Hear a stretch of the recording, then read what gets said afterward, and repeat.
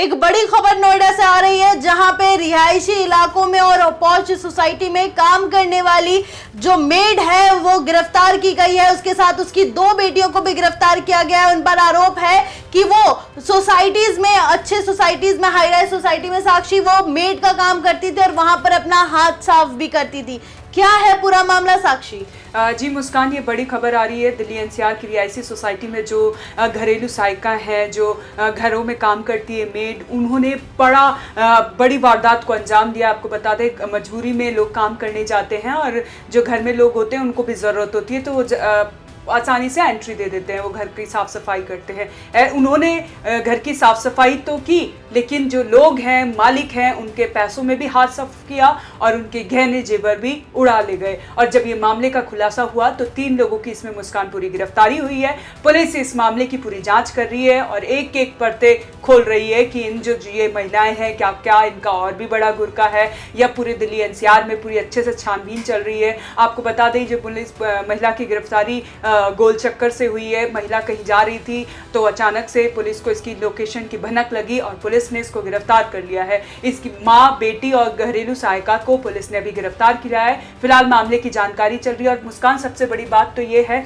कि जो ये लोग हैं, इन्होंने 2 लाख रुपए नकदी और गहने जेवर में भी अपना हाथ साफ किया। आपको बता दें, क्लियो कॉन्ट्री एक सोसाइटी है जहाँ पे ये लोग काम करती थी। एक दिन होता क्या है कि जो पहली महिला है, मेल महिला, वो काम के लिए नहीं आ पाती है। अब वो अपनी बेटी को भेजती है काम के लिए। तो वो जब बेटी वहाँ जाती है तो वो अलमारी से, जो लोग होते हैं, जो मालिक होते हैं, उनकी अलमारी से गहने साफ कर देती है। और जब ये वारदात होती है तो वहाँ पे जो मालकिन होती है वो मौजूद नहीं रहती, मालकिन का हस्बैंड मौजूद रहता है। और आपको बता दें, खबर ये भी है कि मालकिन उस कमरे में जाने से मना करती है, जिस कमरे में अलमारी है वहाँ साफ सफाई करने से मना करती है। बावजूद इसके जो ये लोग हैं वहाँ पे जाके साफ सफाई करने का बहाना करते हैं और अलमारी से गहनों में हाथ साफ कर देते हैं।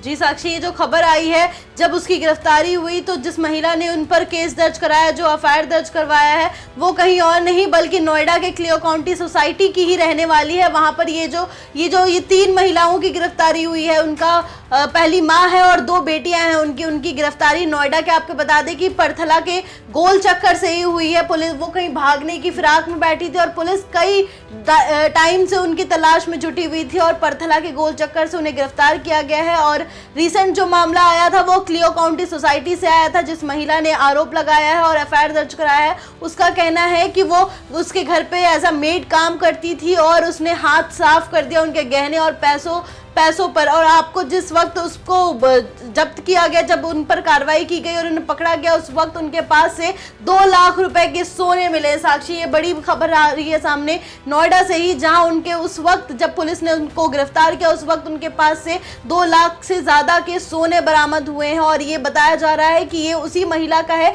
जिसने क्लियो काउंटी सोसाइटी से एफआईआर दर्ज करवाई है। साक्षी, आप समझ सकते हैं कि मेड्स वगैरह तो हम हाई राइज सोसाइटीज में या कहीं पे भी हम रखते हैं अपने घरों पे, ताकि वो हमारे सहूलियत के लिए चीजें आसान हो पाए, हमारे काम कर दे और सारी चीजें। लेकिन साक्षी, इतना बड़ा, अब जैसे ये सामने आया है, जैसे ये केस जो सामने आया है, इसमें बहुत ट्रस्ट करना बहुत अब मुश्किल हो जाएगा कि अब कोई कैसे किसी को ट्रस्ट करके अपने घर के अंदर आने देगा। आप समझ सकते हैं कि मेड्स वगैरह हम रखते हैं खाना बनाने के लिए, साफ सफाई करने के लिए, कपड़े वगैरह धोने के लिए, लेकिन अगर वही मेड्स जो है अगर हमारे घर पर आके हाथ साफ करके चली जाए तो ये बहुत बड़ी चौंकाने वाली बात हो जाएगी। साक्षी, फिर तो हम किसी पर ट्रस्ट ही नहीं कर पाएंगे। आज के टाइम पे लोग ट्रस्ट करके ही अपने मेड्स को अपने घर के अंदर आने देते हैं, उन पे पूरा भरोसा करते हैं कि चलो ठीक है, वो मेड है, वो कुछ नहीं करेगी और आराम से अपना काम करके जाएगी और हमारे सहूलियत के हिसाब से वो काम करेगी। लेकिन ये जो खबर आ रही है, चौंकाने वाली खबर है। जी मुस्कान, जो ये मामला सामने आया है, इसमें एक और चीज़ है। आपको बता दें,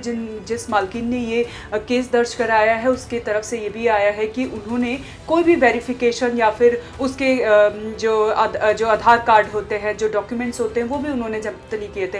तो ऐसी गलती करने से सभी को बचना चाहिए। जो दिल्ली एनसीआर में लोग रह रहे हैं, उनके घर में मेड आती है, चाहे कोई भी अगर कहीं भी सोसाइटी में रह रहा है, उनके घर में मेड आती है, तो सबसे पहले उसका आप अपने पास आधार कार्ड रखें, ताकि आपके पास एक पुख्ता उसका डॉक्यूमेंट हो, अगर आपके साथ कुछ अनहोनी होती है या मेड आपके साथ कुछ अनहोनी करती है, इस तरह की वारदात को अंजाम देती है, तो उसकी खोज करने में, उसको पकड़ने में आसानी होगी। और उसके जो आप जायज़ सी बात है, आपके घर के अंदर जो भी घुस रहा है, आप उसको पूरा घर उसके ऊपर छोड़ दे रहे हो, तो आपके पास कुछ होना चाहिए ताकि आप के घर में अगर कुछ भी वारदात होती है तो आप उसके खिलाफ कार्रवाई कर सकें।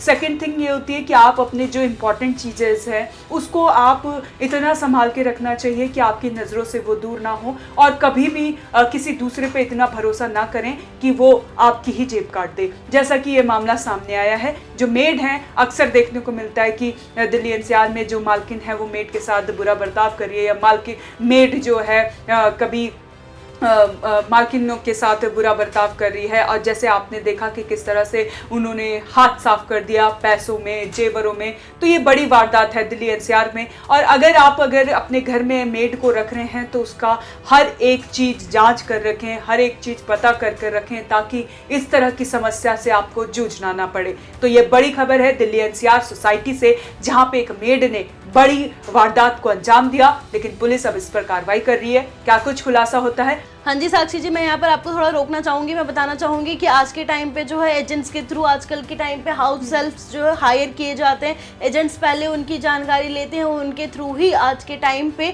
हाई राइज सोसाइटीज़ में या बाकी सोसाइटीज़ में या कहीं पे भी लोग एजेंट्स के थ्रू ही हाउस हेल्प्स रखते हैं अपने घर में, ताकि वो एजेंट्स को डायरेक्ट पकड़ सकते हैं। अगर कुछ उनके घर पर अनहोनी होती है तो वो डायरेक्ट एजेंट्स को पकड़ सकते हैं, क्योंकि हाउस हेल्प्स का क्या है, वो छोटे तबके लोग होते हैं, गरीब लोग होते हैं, वो कहीं भी अपना चले जाते हैं तुरंत में, तो उन्हें पकड़ पाना बहुत मुश्किल हो जाता है। जैसे ही इस मामले में हुआ कि पुलिस लगातार इसकी छानबीन कर रही थी, लगातार इसकी खोज कर रही थी, लेकिन बहुत टाइम बाद ये पुलिस के हाथे चढ़ी है, और वो भी परथला चौक से कहीं भागने की फिराक में थी वो। साक्षी, आप समझ सकते हैं ये कैसे अपने कैसे लोगों को ये टारगेट बनाती थी। पहले हाई राइज सोसाइटीज के आसपास घूमती थी, पहले एक घर में वो काम ढूंढती थी। इसकी जो अभी खबर निकल कर सामने आ रही है, इसका ये ऐसे गिरोह ये अपना चलाती थी, ऐसे हाथ साफ करती थी कि पहले ये हाउस हेल्प के तौर पर जाती थी काम मांगने के लिए।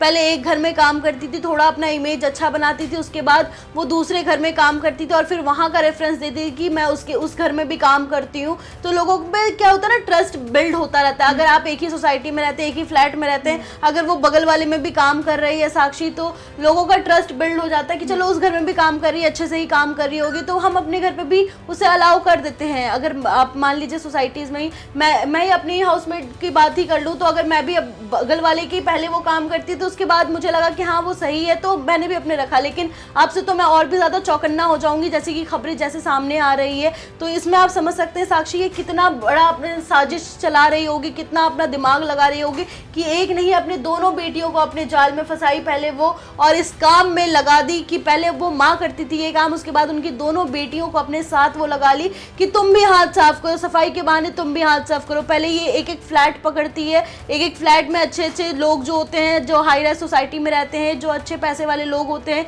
उनको पहले ये टारगेट करती है, देखती है कि कौन किस घर में रहता है, कौन किस फ्लैट में रहता है, पहले वो टारगेट करती है, उसके बाद वो जाती है काम मांगने के लिए। अब लोगों को लगता है, भोली सूरत देखकर लोगों को लगता है कि अरे ये तो गरीब लोग हैं, ठीक है इन्हें काम दे देते हैं, तो वो लोग क्या भरोसा कर लेते हैं उन पर। और जो अभी खबर सामने आई है, महिला ने उसका ना आधार कार्ड देखा, ना कोई पहचान पत्र देखा, ऐसे ही रख लिया। क्यों? भोली सूरत देखकर उसका रख लिया कि ठीक है 2 बच्चे हैं उसके, उसने ऐसा बहाना दिया होगा कि शायद उसके घर चलाने वाला और कोई नहीं है, पति उसका नहीं है, ये सारे बहाने उसने दिए होंगे, जिसके बाद ही वो महिला उस पर भरोसा करके उसे अपने घर पर रखी है। हालांकि अब उसे गिरफ्तार कर लिया गया है, और आपको बता दें उसके पास से अब तक कई सोने बरामद किए गए हैं, सोने चांदी बरामद किए गए हैं पुलिस ने, और इस पर कार्रवाई भी की जा रही है। इस मामले पर आगे क्या कार्रवाई होती है आप जानने के लिए बने रहे हमारे साथ और देखते रहे गली न्यूज़। मिलते हैं अगली वीडियो में, तब तक के लिए धन्यवाद।